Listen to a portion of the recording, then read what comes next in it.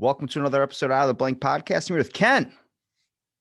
Hey, how you doing? Ken, many people can classify themselves on a certain thing, but if I was going to ask you what would you say best describes you, what would it be?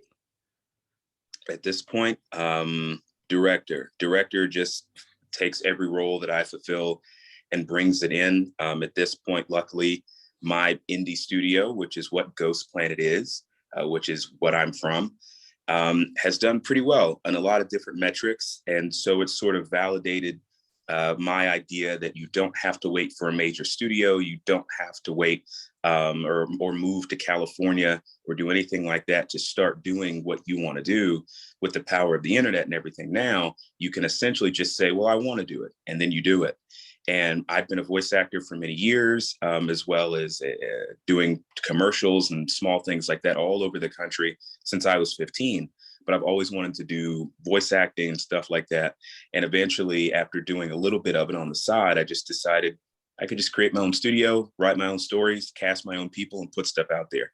And that's exactly what I do. So now I am a director. I direct other actors how to be my characters in my stories. I think there was a point probably like 2 or 3 years ago where everyone saw the same Amazon like ad on TV where it was like design your own home studio and work from like, make your own beats or do anything like that. And it just sparked this rising increase of just people creating their own mixtapes or beats at home and then or evolving it into just doing voice acting. I've talked to so many voice actors and I love this part because first of all, I want to hear some voices.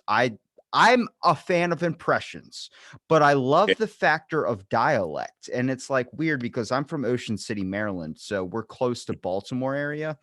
And Right. people would be like, you have a very thick accent. And I'm like, I think I talk pretty well. Like my Yeah. English it seems normal. But then I talked to my grandfather who's in Baltimore and he's just like, well, I'll see you Saturday. And I'm like, oh, I have a bit of that. Like sometimes, like I'm on the phone right now, and they're like, "Did you just put a Yeah. N on that?" And I'm like, "Yeah." What are you talking about? And like I have to stop myself and think. And so many people, like I had some listeners point out to me, like, "Hey, your accent, I love it." And I'm like, "What are you talking about?" And it's like, "Oh, I'm starting to see. I Yeah. have a very syrupy accent, I would say." It's funny how that works. I mean, I live in North Carolina, and I wouldn't say I have a particularly Southern accent because I'm not from here. I'm from New York originally. But I get told all the time that, oh, you've got such a country accent. I'm like, do I? Do I really? Okay, maybe. It's I'm that not sure. soothing tones in your voice has that like I wouldn't say a southern drawl to it, but like it's easy to listen to. Like when someone thinks of like let's say a soothing toned voice person that would calm you down in any instance, not just Morgan Freeman, but if you look at Sam Elliott, like you ever buy a Silverado truck? As soon as you hear that, like panties just drop. Like it doesn't matter who you are. You know what's funny? I didn't think I'd get to this, but you do like impressions. I do a pretty good Sam Elliott. I actually used to have a boss whose dad worked there, and he looked exactly like Sam Elliott, and he sounded like Sam Elliott too. And he just had Yes, yes, he had, yeah. That's priceless. he had the whole drawl down, and just the way he would like lean into the words, like he just was Sam Elliott. They say everyone has a double somewhere, and I feel like Sam Elliott also moonlighted at a local company in my state because I feel like my boss was his son or something like that. What would you say would be in probably your vocal range or your wheelhouse when it comes to impressions? For impressions, I do less impressions than I used to, and I'm decent at the ones I can do. Um, but range, it has to be someone with a very even voice and a very smooth and like even temperament, almost like a Sam Elliott, to where their voice doesn't range all over the place, because it's difficult for me to maybe follow someone up and down, like Jim Carrey. That's a tough impression Yeah. because where do you take Jim Carrey? He can be here and then he can go high and then he can go low, and like depending on what you're quoting, you got to follow that. And it's tricky. Doing an impression is almost like if someone's writing a line on a paper actively, you're right behind them trying to follow every bump they do. And you can't do it perfectly because that's impossible, but you can get real close. Yeah. And the less that line is moving, the easier I can follow it. So someone like Sam Elliott is pretty easy, um, but I can't boast too many. So my range on impressions isn't super great, but I can do a few.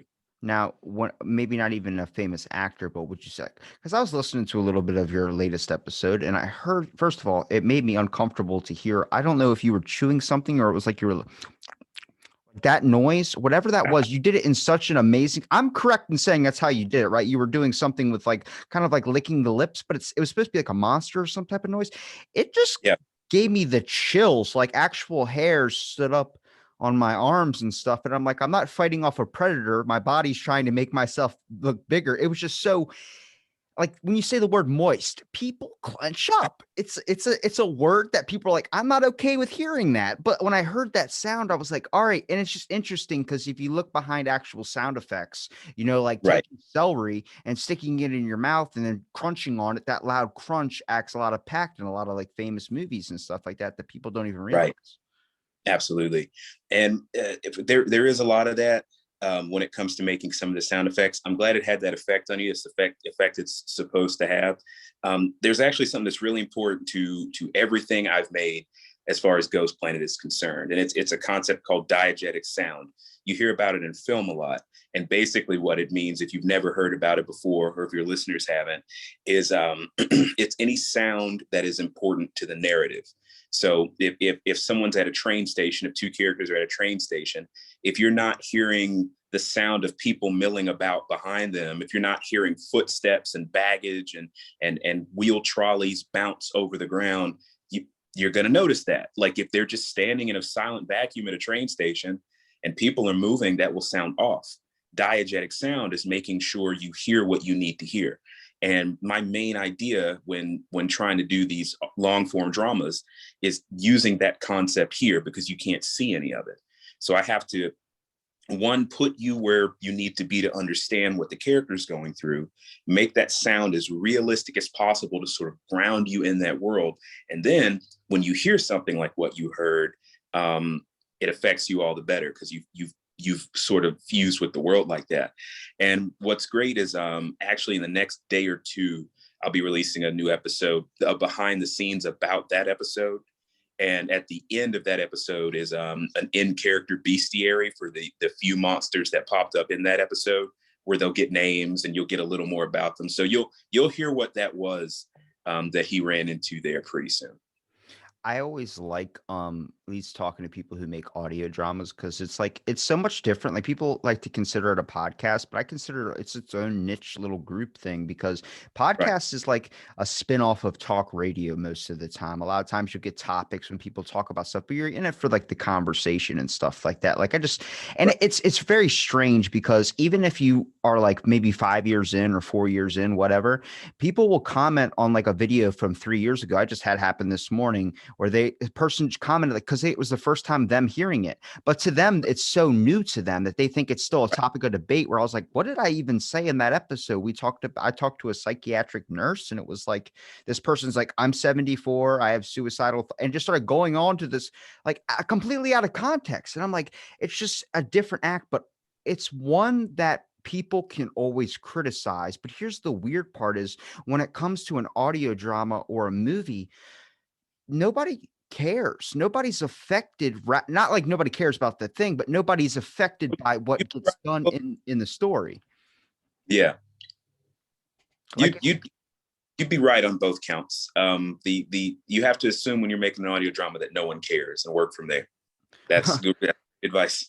well, it's like if you watch a lot of Quentin Tarantino's films, a lot of people like there might be some criticism somewhere, but most of the population isn't like cancel this. This is horrible. Nobody's saying that because it's a work of somebody's mind. It's a movie script. It's a That's film. But when it comes to like if you transfer whatever that could be said in that film to talk radio or something or to something where it's a conversation between people, that's when the buttholes start to pucker, and that's when people start getting a little bit upset, which I think it makes it more room for actually caring about the craft when you don't have to worry about, well, if I do this to this character, how are people going to feel about it? How are people going to want this? Am I going to make sure I fill up every single checkbox that fits with the public? absolutely, and they are not the same. If it's one thing, because Ghost Planet is going on almost 3 years now. I can't believe I'm saying that, but I've learned a lot. I've made a lot of friends in the space. I have a lot of other friends who do podcasts at this point, quite a few of them. And I've gotten to sort of walk with them through this journey and just see where we're different. And out of all the things that Ghost Planet is, it's not a podcast. There are audio releases, but I wouldn't call it a podcast at all. The one thing that I've been able to do, and I've been very fortunate about this, is our fans take pretty much whatever comes out, and as long as it's good, they enjoy it. Yeah. Every glimpse into Ghost Planet I've given via an audio release, and at this point, I think we're only still up to maybe 13 episodes, just because I don't rush anything out. I don't try to throw something out every week. It's done when it's done, and it goes out when it goes out, and that's to maintain a certain level of quality, I feel. Yeah, it's And done remarkably well. When I was listening, I was like, this is, I could never produce one. I've thought about it from the voice actors and audio drama people I've talked to. I've been voices on stuff, but the amount of work editing wise, the sound effects, making sure they get timed up perfectly. It's like yeah, when you watch The Big Bang Theory without a laugh track, you're like, oh my God, this show is unbearable. But yeah, when you listen to an audio drama and you hear all the subtle effects, all the things that really people gloss over sometimes, but without that there, it would play a giant impact on how that episode gets listened to. It's like, man, I give you guys credit if you release 3 a year or whatever. yeah. It's so much effort that gets put in, so much time. It is. And I'm going to go into this a bit more in my own behind the scenes on this one. And I've started to sort of, at first, I didn't really like letting fans know how difficult it was to make this stuff, because that's not their problem. You know, the trade off with an audio drama is, just like you said, people don't tend to get in an uproar about anything you do, because this is your vision. They're either down with the vision you have, or they're not, and they leave. And that's kind of how it works. You know, they either stay because they like the story in the world, or they don't like those things and they don't listen to it. So it's really just a case of, I'm fortunate that we've been able to put out pretty much whatever we want, and people have stuck around for that. But the average episode takes, you know, weeks and weeks and weeks and weeks of editing. And this is the first time I'm saying this, but because I'm also the writer, because I'm the director for all the other actors, and because I'm the lead voice in a lot of this stuff as well, like I am John in that episode, you know, there are multiple stages of weeks of work that go into something like Ghost Channel 9 episode 2. You know, just weeks of voiceover, weeks of getting everyone else's voiceover, and getting those takes and that audio where it needs to be before anything else. And then of course you have writing the script. And when you're writing a script for an audio drama, especially one like the one I make, using this diegetic sound, it's important to consider weird things like, can I, you know, this sounds great on paper, but I'm not making a movie. Can I find a way to translate this complicated idea into an audio only format? Yeah. And if not, how does the idea need to change? And if it just doesn't work, does the whole Jenga tower fall apart when I pull this piece out, as far as the plot is concerned? So there's tons of before you've recorded a thing, there's tons to it. And once the point where you're adding sound effects and stuff, you know, you've been at it a long time. And the longer the episode, the more work went in. A 10-minute clip could take you weeks. An Yeah. hour long, if you've ever listened to one of our MFC episodes, that's like an hour over of variety podcast in drama format. And those things are monsters. They take forever to make. I love doing them, but they take forever. Yeah, I have my buddy, his name's Michael Russo. He has a show called Backwoods Radio Show. And I remember he was telling me, he was like, I'm going to send you a little bit of a script because you got to understand how my show is. Like, it's like a Florida radio station type scenario place. They live in Dog Snout County. And he's like, but it's very, very graphic. So your mind has to be a little bit open to it being kind of sick. And I'm like, what? Okay. What? And I was listening to it. I was like, oh my God, like and I love him to death. And he was like, do you think you would want to be a part of it? And I'm like, can I make my own character? He's like, yeah, shoot me a character idea. I was like, I want to make Rectum Randy. And he's like, who's Rectum Randy? I was like, he lost, a divorce to his wife. And now he owns a cooking show where he sells all the parts to an animal's rectum, showing you how to make the best of an asshole. And Okay. he was like, perfect. And I was like, I just go insane as possible with it. But I like people, like I'm also a part of another series, which is like a Fallout kind of series. And I wouldn't call myself a voice actor in any way. I just love doing impressions. And I mean, Sure. I could do a mean Christopher Walken. I haven't, like, it's something you have to keep practicing though. Like you're my probably first person I've talked to in a long time. It's either has an audio drama or does any type of voice acting, which is usually when I can kind of express it. But like, Right. I like even in my everyday life, like I used to be so into like trying to get my pitch a certain way, trying to get my tone a certain way, trying to match, like you said, try and match it perfectly. But there is that subtle difference. There is Sure. that thing like I can do a mean George Takei where he's like, oh my. Like I can do Yeah. stuff like that, but I have to hear them say it. I have to hear them Right. actually utter that phrase, or I won't be able to do it at all. Like I can slip Right. in like, and even when you're starting one of these, like podcasts, for instance, it's the main question because my parents work radio. My dad was like, how do you want to do your show? Do you want to do like a radio voice? Like, you're listening to K Dog 17. I'm like, I couldn't do that for the amount of episodes I put out. I'd rather just talk because how many times do you listen to a podcast, you listen to something and it's like, this isn't their real voice. Like this is a dude that's Right. like, you're listening to another show about a show inside of a show. And you're like, okay, I'm fucking out because that sounds so much like you're selling me some car insurance or something Hmm. like that. Right. Yeah. Yeah.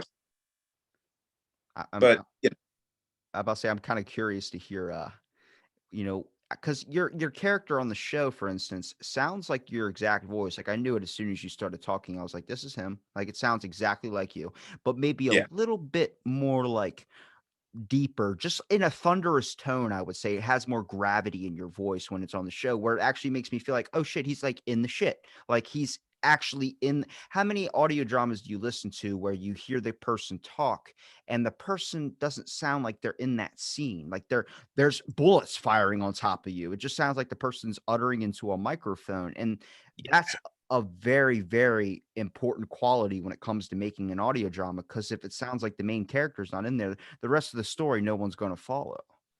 for sure. And I'll tell you, it's by benefit of me having done this for so long. Like when I say I've been doing radio and production since I was 15, that's 100% true. My old man started his own radio production company in 2001, and I think I was maybe 12 or 13 at that point.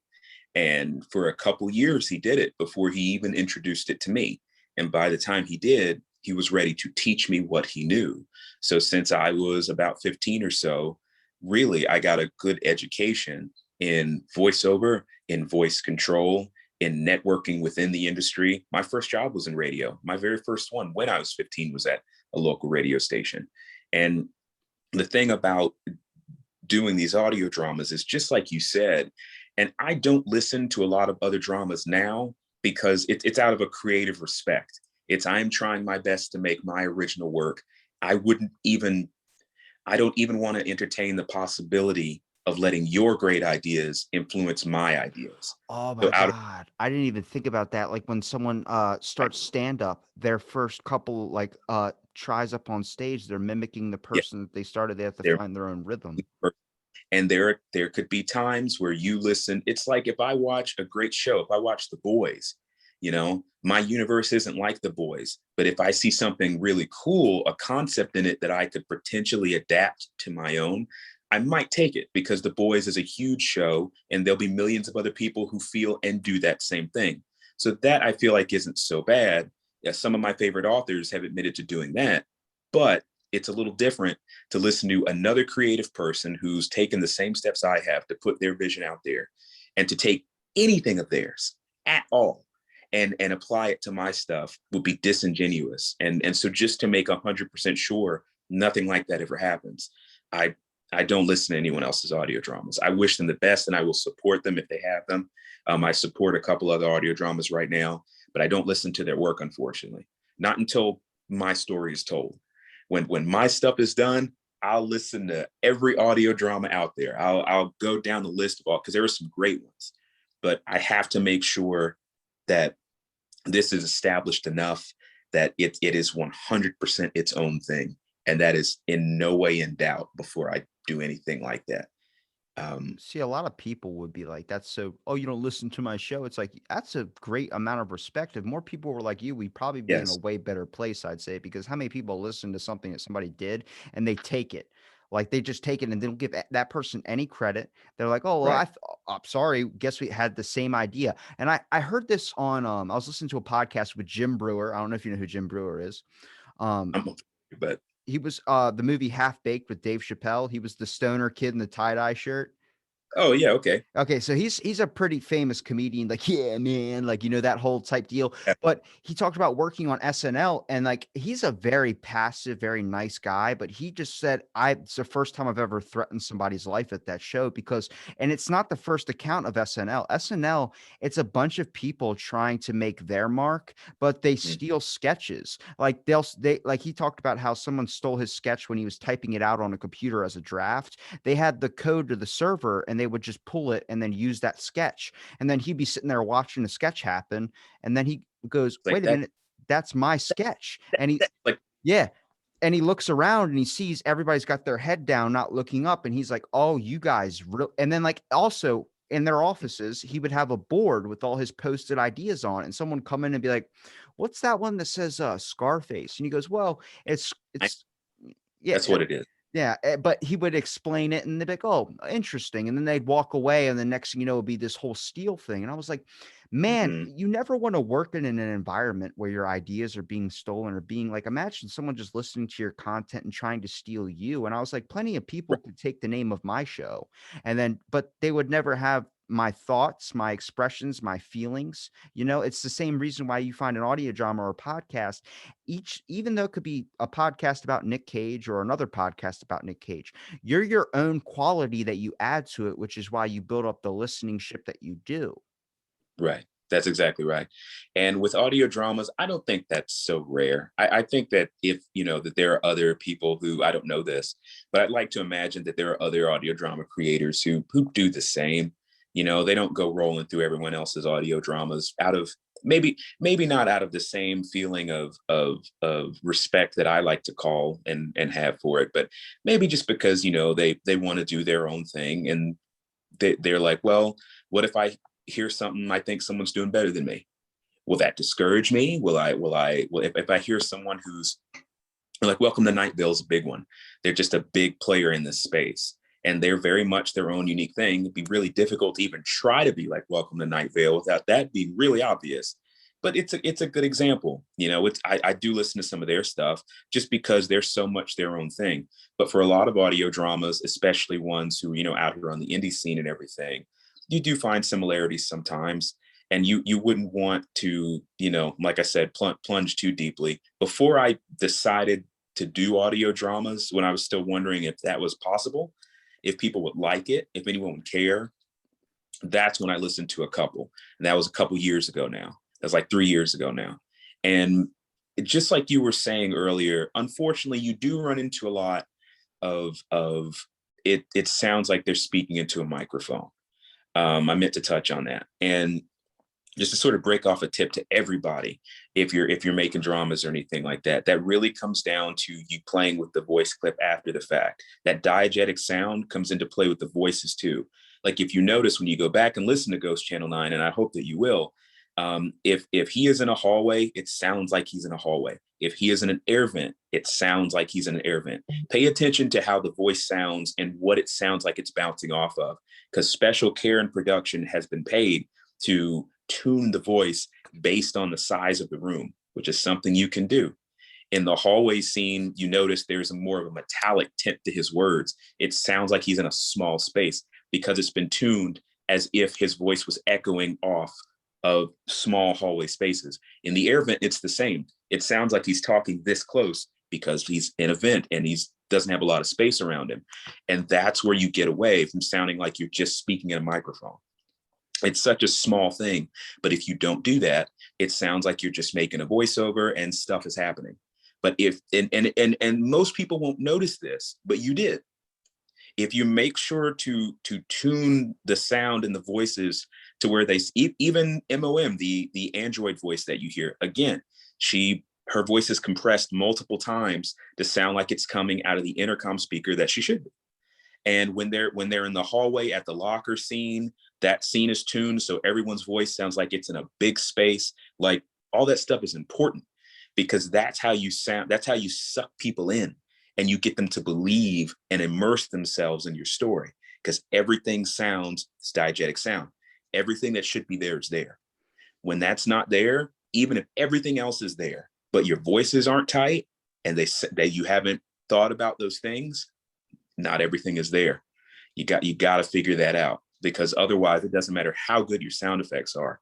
It's not going to sound real and convincing if your people don't sound like they are where they should be. And I think that's why you hear that I because maybe they don't know how to do it or they don't know to do it.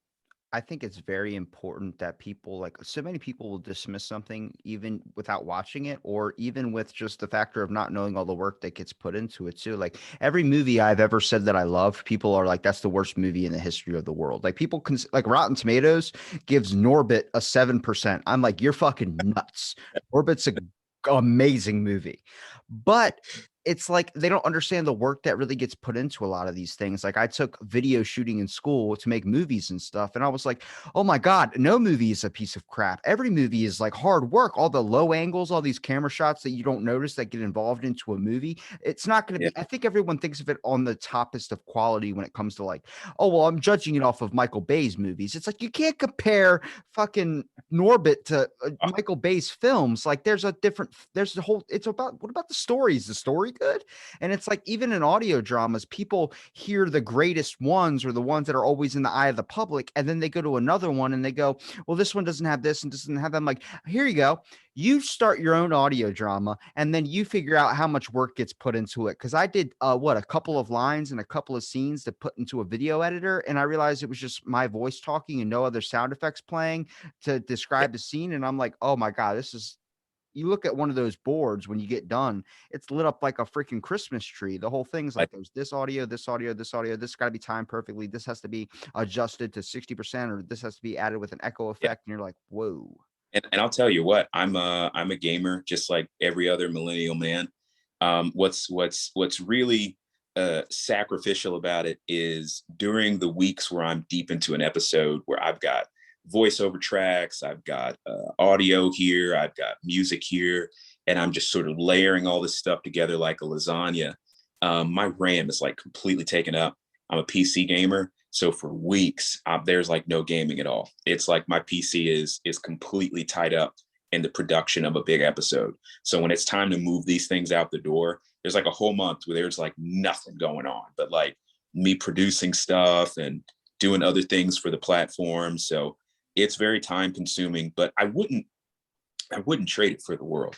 Like it's very different from a podcast. I don't even have the same stresses that a normal podcast does. Podcasts put out multiple episodes a month. I feel like lots of people feel like they have to, they have to keep the episodes coming to keep the fans engaged. Like there are podcasts with 5 times my amount of episodes that have been around just as long as I have. And I'm fortunate because we're yes, there we go. I'm fortunate because we're creeping up on 4,000 downloads with only 13 episodes, That's which really I'm good. happy. Yeah, I'm happy about that. Even one listener is a lot, man. It is. That's true. And for an audio drama, it's very niche. It's very tricky to promote them. There are a lot of unique challenges, and you have to win people over. It's tricky. We've done it, but it's tricky. Because with the podcast, I can be won over by you if I like your voice off the gate, if I like who your guest is, if I like the topic. If those couple things are there, you got me pretty much. You can have me within 30 seconds. If I'm like, okay, this is funny. Where's this going? And if you can keep me the whole time with the audio drama, you really, it's because you could be anything. Your story could start any way you want, any way at all. And whatever you choose, it has to be compelling enough that people want to hear more.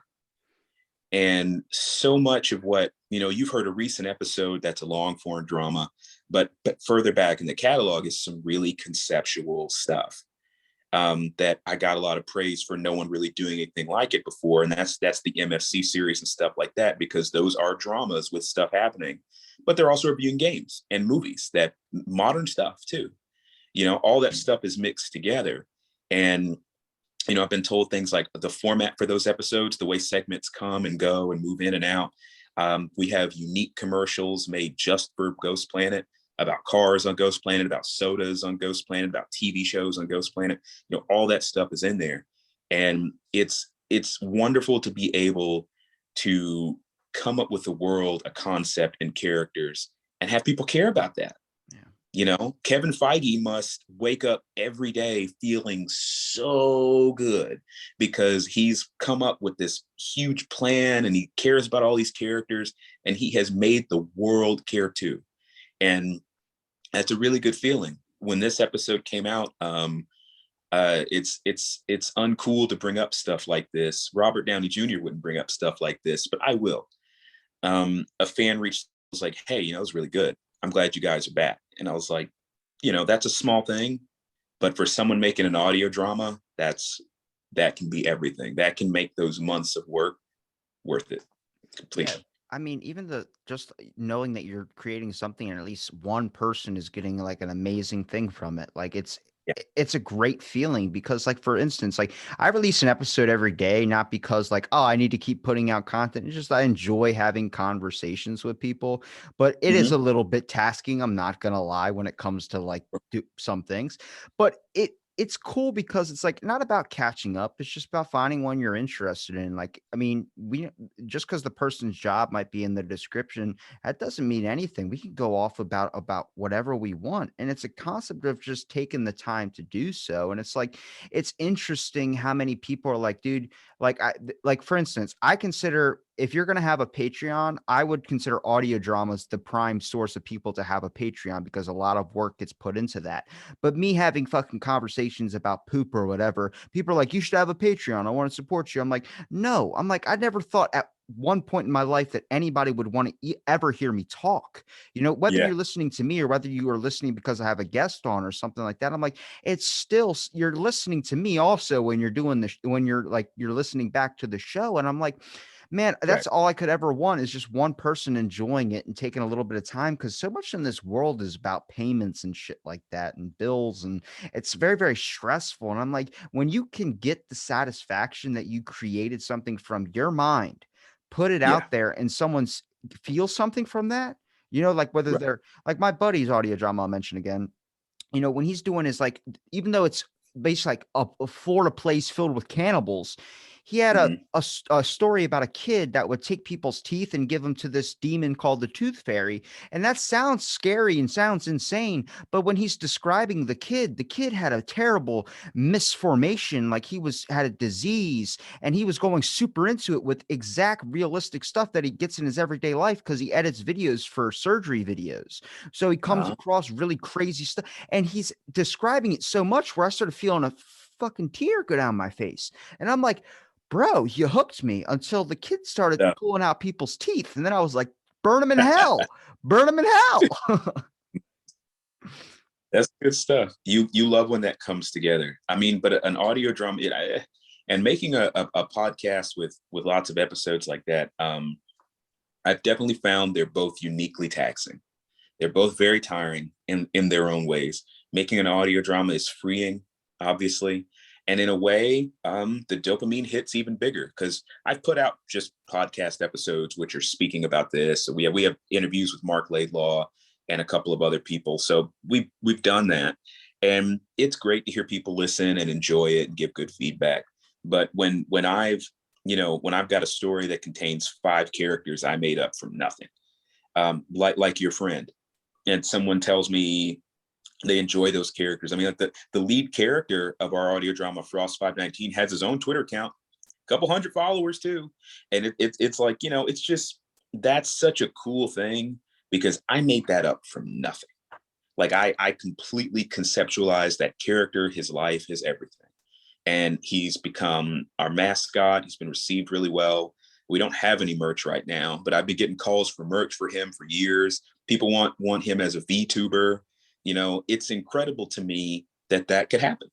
Just like you, like who would ever want to hear my voice? It's like who would ever care about, because I was that kid drawing in class. Yeah. Everyone knew that. And this is what I was drawing, like the stuff that I make today and that people, apparently care about, was that type of stuff.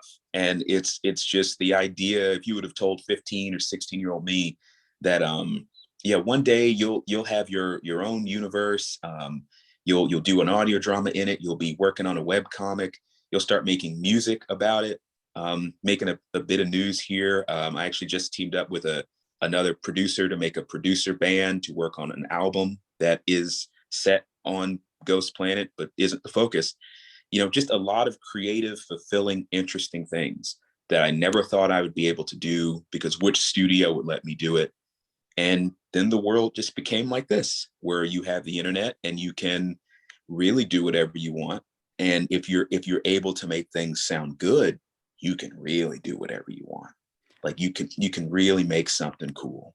I really have to imagine it has to be like sitting in the writer's room on a Simpsons episode, like a series that has lasted for one of the longest running, I would say, cartoon, probably animated series, on the Yeah. concept of like it's a bunch of people really enjoying what they're creating and loving it all. Like, how many shows or whatever just get one season because, oh, they had a budget argument or they had this type of argument. And it's like, you got to have that like love for it. And you got to have that style of like, just really creating it because you really just wanna make somebody's day. Like, a lot of shows nowadays aren't really there for that. A lot of shows are like, especially on TV, it's all about like, I need to make a buck. I need to do what everyone says is okay so I can still get airtime so people can see the work. And it's like, I get it. I really do. But at the same time, would you want to create something that you love and then one day it take off rather than just try and cut the roots and cut the process? Just make it half-assed so people will get out there and see it. I'm like, man, when you put so much time into it, it's like if you paid a person to clean your yard or you cleaned your yard, you get Yeah, more of a satisfaction when you clean your yard. absolutely. And I'm glad that I've gotten to meet a lot of other creators who I can tell have just said, I'm going to do this. Like Moonmates comic. There's a bit of a shout out to them. I think at Moonmates on Twitter, they make like a comic about a werewolf. And they just I get the feeling that they just said one day, I have this story I want to tell about this guy who's this werewolf, but it's kind of comedic. And at this point in 2021, you could make a comic book about a duck, and he literally just does duck things, and that could be an amazing, it could be book of the year. There's a It all, there's a song about that, the Duck song that came out like 5, 6 years ago. yeah, you could it doesn't matter what it's about. If your part is in it and you've got a story to tell, it could be great. It could be great. Like, great stories come in all shapes and sizes, and there really is no telling. You can get a great story from a DreamWorks movie when you don't expect it, that's supposed to be for kids.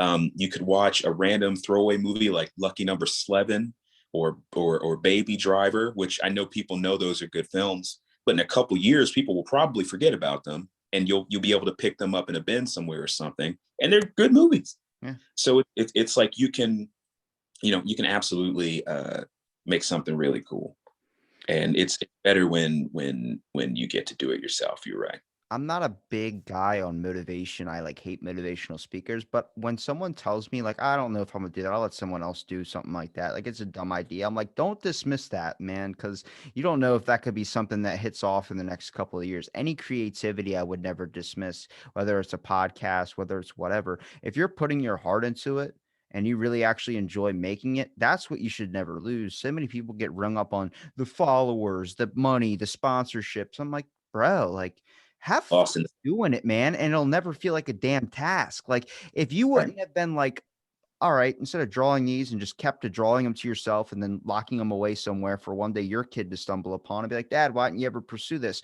Nobody would be able to find this. And whether it has 200 followers, 300 followers, 1,000 followers, there's still people that are enjoying what you're creating, and I think that's it's basically playing a little bit of God in a way. You're creating Yeah. something that someone is loving and enjoying, and really probably they're counting the hours until the next episode. They're counting the days, whatever, how long it takes, and they have it marked like, oh my God, we're going to get another episode. It's like when I see my old cartoons coming back, I'm hurt. I'm hurt.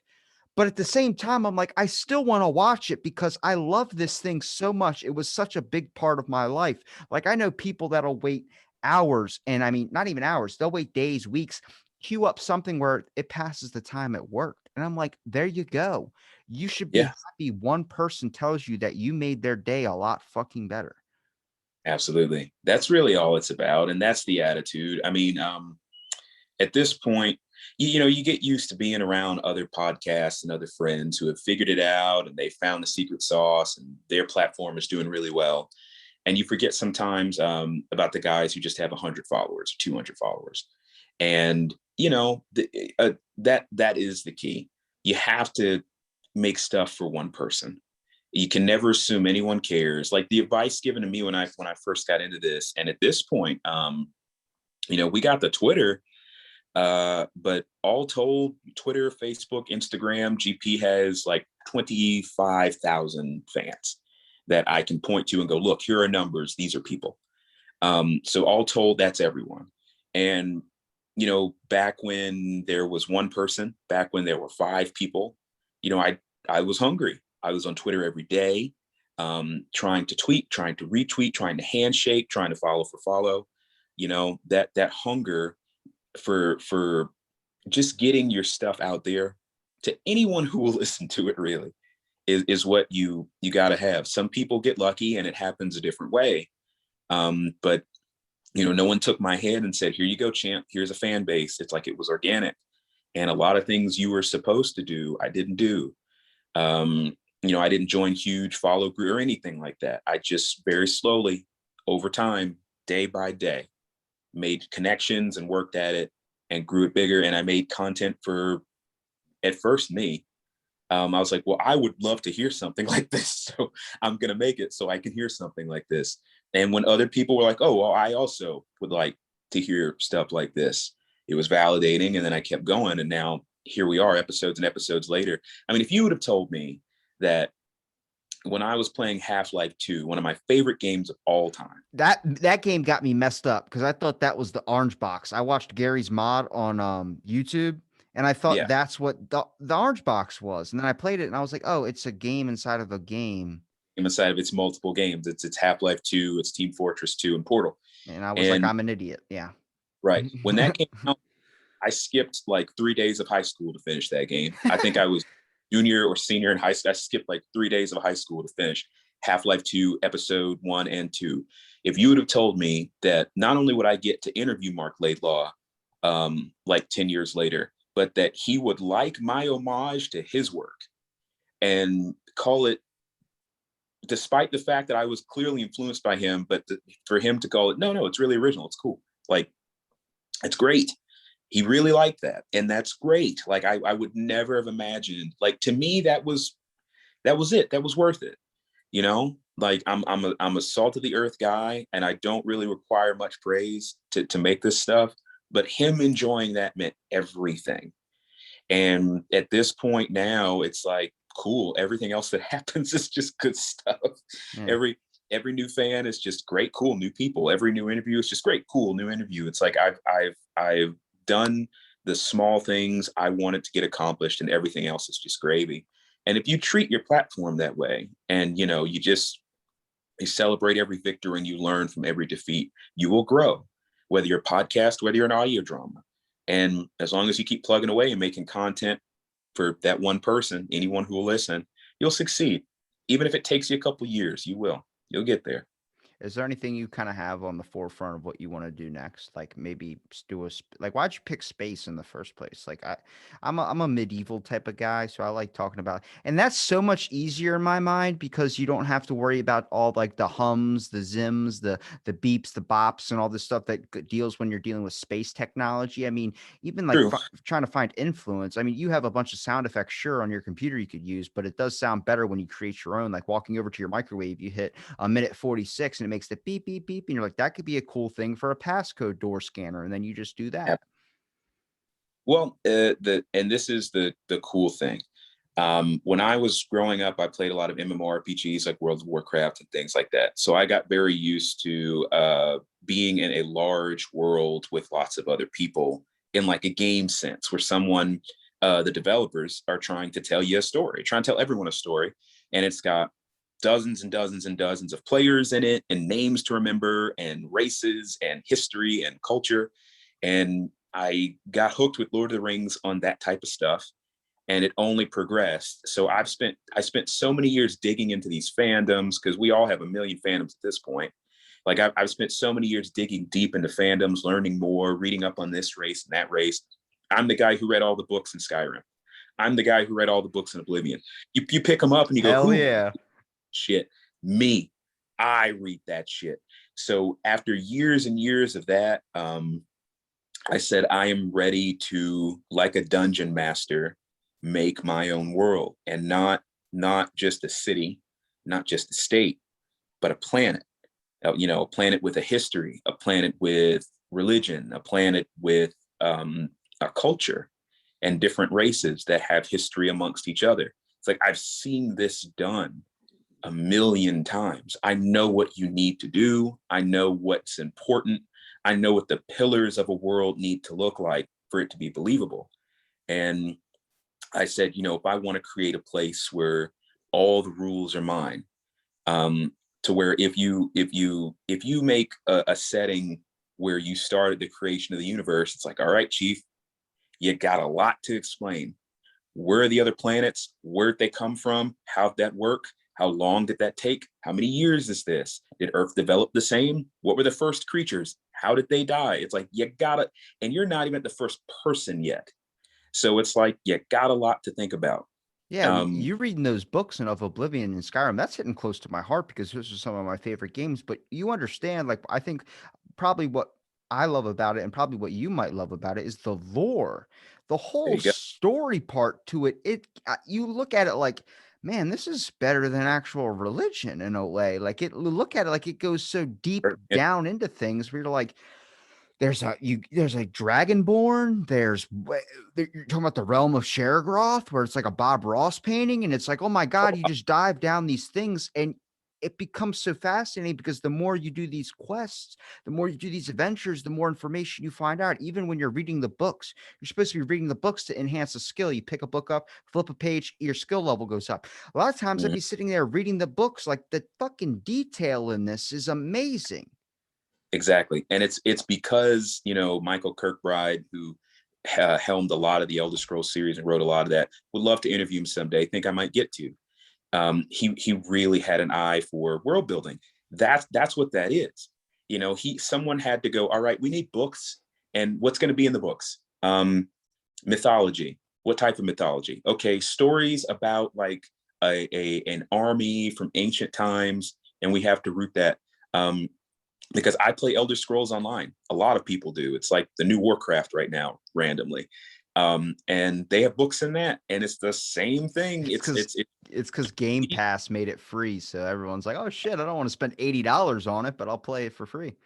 For someone like me who really got into all that Elder Scrolls stuff. It's like if Skyrim was a very nicely set buffet on a table, Elder Scrolls Online is like 12 tables lined up. Like, go to town, motherfucker. Get to eat. Dude, I It, have to be so careful when playing those games, man, because I literally it, like 2 days ago, I think I was like, I took a break from just trying to get guests and stuff like that. I was like, I need to do some me time, cope with some things. I played Viva Pinata, one of the old classics I love because it's just free range like farming.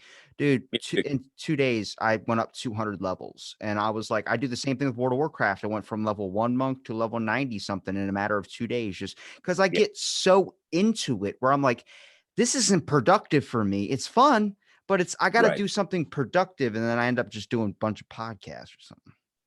I hear you. You know what? And this, I don't mean to turn this into a plug for this game, although I do plan to stream it and actually start like a tie-in guild there. I like the game that much.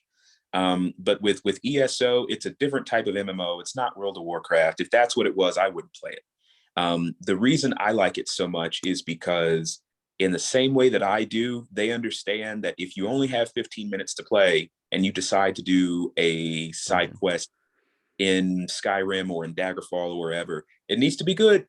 That side quest needs to be good enough that if I spend 15 minutes doing it, I don't feel like it was wasted. And they do that.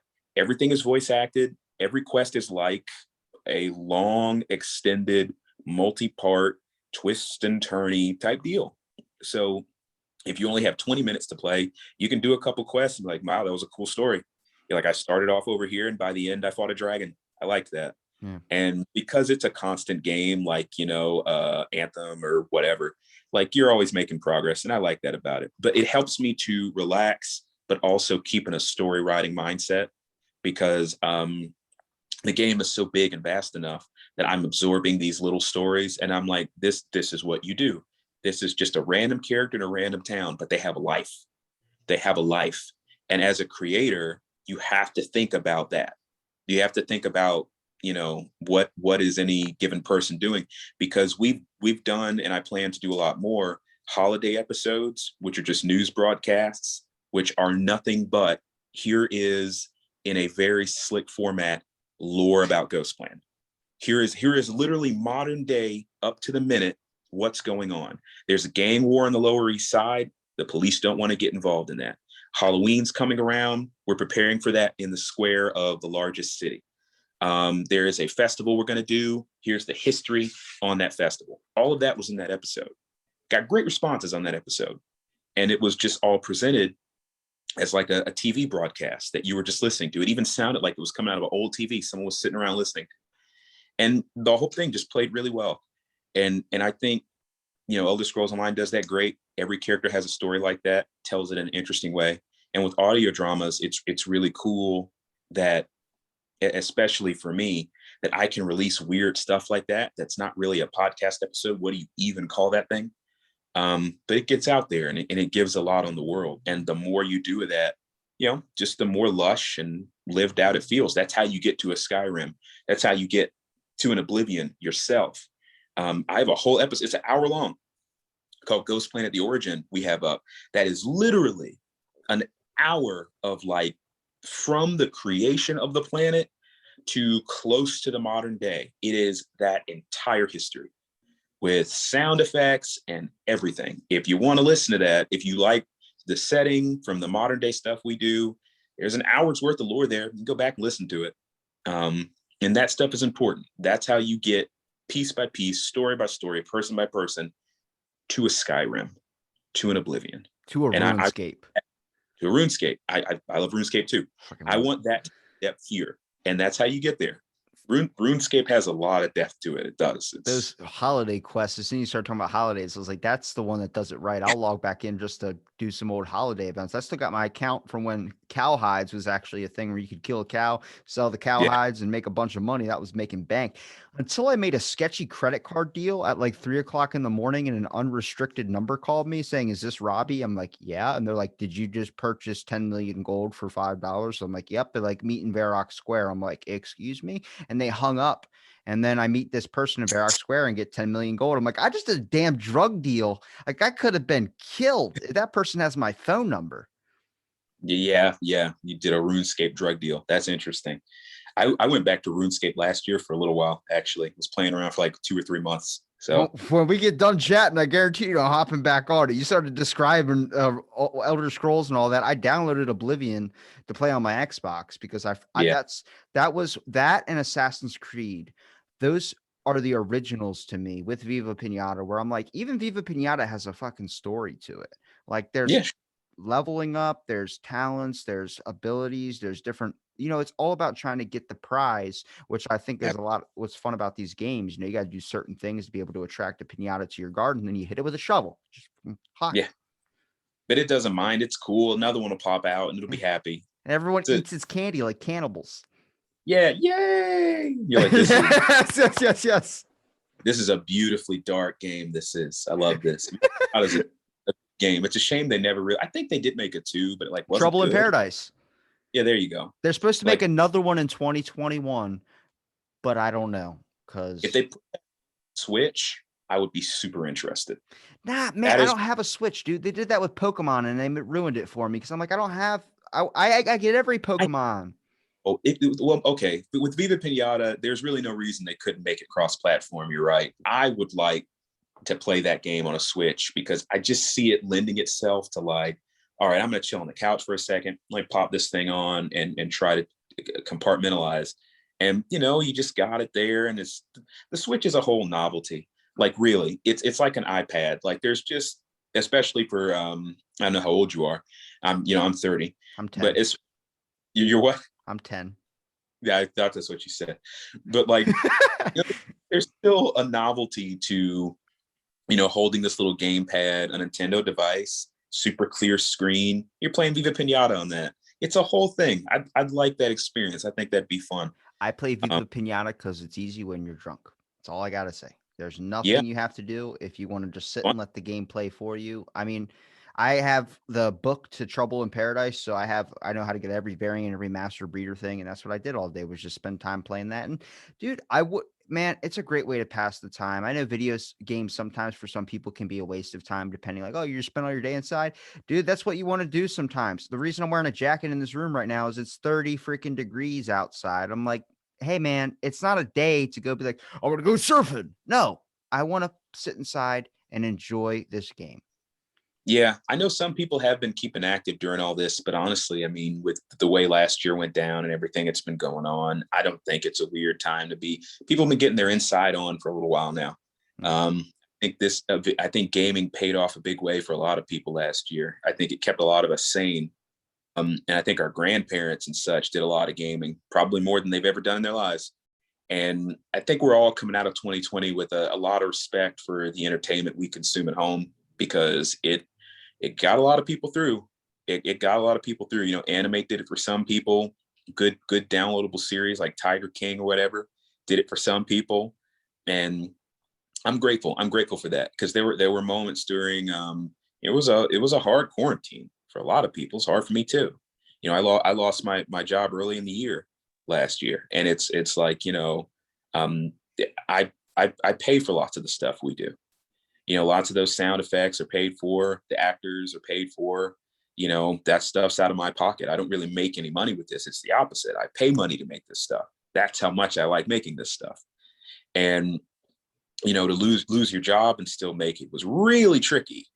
You said earlier that you think audio drama will be great for a Patreon. I'm sure it is for some creators. I find it challenging because there aren't many things to sell. Now I could think of crazy things to sell, but you got to have money to make money. So if you're going to sell crazy out there sci-fi merchandise, well, you got to be able to make crazy out there sci-fi merchandise. And I'm a big stickler for quality. So nothing comes out unless I think it's excellent. And that's just the way my old man was. Maybe yours was the same way, especially when it comes to radio and things like that. It's like you'll never get that back. If you put your voice out there and it doesn't sound its best or whatever, it's out there in perpetuity. You could take it down, but someone heard it. And so it's just like you got to make sure things are quality in that way. And since that's the case, and normally I'm just making episodes, there aren't that many things to sell to people. It's like, you want to hang out with me? $5 or something like that. You can do stuff like that. Because you're not Nightville yet. You're not big enough where you can go, I'll say happy birthday to you for $25. No one cares about that. Cameo. Yeah, it's like no one cares about that until you're really, really, really big. So for us, because we've got fans, we're at a decent size, we're growing, which is nice. But we're not big enough yet to where we can sell anything and it'll just sell. Like it would have to be good merchandise. And until I feel like we can make the type of merchandise I would be proud selling, there's really not much to sell. So it's really more of just, donate on Ko-fi or something like that. If you like what you hear, I'll make it regardless. And I think people know that too. I think they're like, he'll just make it. It's like, I don't have to pay him necessarily. I know Ghost Planet will put out new episodes, whether we give him any money or not. It's like, yeah, that's true. That's true. I did It's like I will say I did a flat out 3-hour flat Earth episode with my childhood hero Power Ranger, and he won't let me release it unless 20 people message him. And people are like, "When's the episode going up? It's still going to go up, right?" I'm like, "Did you message him?" No. Well, it's not going up then because he got 15. He didn't get 20. yeah. Hey, if that's the bar he set, it's like, help me meet it, guys. It's amazing. It's cool how, and this is for, I guess, maybe smaller shows who are just starting out. Ask for interviews. sometimes you get a yes and you don't think that you would. Sometimes people, all you got to do is ask them. Like SD Perry, who I'm a huge Resident Evil fan. I'm a day one Resident Evil fan. Since the moment there was Resident Evil in the US, I've been playing it. And it's just because I was fortunate enough to have been spawned before and was old enough to play it. But I grew up reading SD Perry's Resident Evil novels as they were releasing. That was awesome to me. The fact that there were novels about this cool horror game, and she made a lot of them, and they were really good. And I wanted to interview her my whole life. I just wanted to tell her that I loved this one part in the first book. It was so good. And one day I was just like, hey, can we like interview you? She's like, oh yeah, sure. It was that easy. It's like, cool, great, okay. And it was great. I got to ask her all that stuff. And I got to be like, hey, I really loved that one thing you did 20 years ago. Been hanging on to that for a long time. She was like, cool. Oh, you wrote Wesker from Resident Evil really, really well, better than anyone else. So shout out to SD Perry. He's a tremendous author. She's great. Well, Ken, where can people find you at, man? We've been talking for at least I've wasted enough of your time, man. Where can people find out your your audio drama? Can find it on Twitter, Instagram, any links. Sure, I'll give you the whole spiel. So Ghost Planet exists in a lot of formats. Over on Facebook, Ghost Planet TV is a page that shares memes and funny art and all that stuff. A lot of fans there coming over. Got a group over there with some cool people as well where you can share your own stuff and we can all laugh at it. It's a good time. We're over on Instagram at Ghost Planet Studios, where we do the same. We share different memes. There's funny stuff over there too. Follow us on Twitter at Ghost Planet TV. That's where you'll find our episodes. If new episodes are coming out, you'll know about it right there. Whatever's happening next, we talk about it on Twitter. Every Saturday night, just for fun, we support Toonami because we're old school like that. Been supporting Toonami all my life. We'll continue to. The platform retweets every Saturday night for the people who live tweet Toonami. But Ghost Planet Studios.podbean, you can find Ghost Planet. Just type in Ghost Planet on Spotify, type in Ghost Planet on iTunes, and Stitcher and Podbean, and we will pop up. We've got a great catalog of really different, exciting cyberpunk audio stuff. I promise you've never heard anything like it. So you should definitely give it a try.